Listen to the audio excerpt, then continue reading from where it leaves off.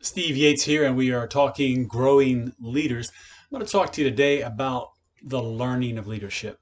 It was the founder of McDonald's, Ray Kroc, who said, "Stay green and grow, because if you get ripe, you're going to rot." So effective leaders are constantly in learning mode. We can't sit still as a leader because the world is ever evolving and changing around us. And you never arrive to the point where there's nothing yet left to learn. You cut the ribbon and then you're all set. You have so many opportunities to sit at the feet of those who have wisdom and knowledge, the things that will make you a better version of yourself as you're trying to lead people. It's been said that successful people leave clues, and indeed they do. So learning for leaders is a perpetual process. And if we're not investing in learning and growing, we are in fact going backwards. There is no sitting still. The world changes too quickly and too often for us to remain stagnant. Warren Bennis said that the most dangerous leadership myth is that leaders are born, that there's a genetic factor to leadership. He said leaders are made rather than born.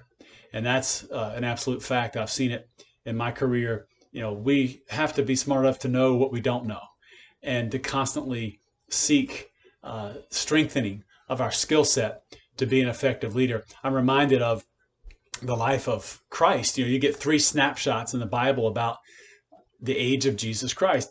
You get a snapshot at his birth, when he was 12, and then when he was 30. That's the only time that his ages are mentioned in the Bible. Well, when he was 12 years old, Jesus' family went to Jerusalem with a large contingent of family and friends to observe the Passover. And when it came time for the return trip, Jesus was not among them. So you can imagine the panic that they felt. It was 3 days later when they realized, hey, Jesus is not with us. And they went back to Jerusalem and they found him in the temple, sitting among the teachers, listening to them and asking them questions.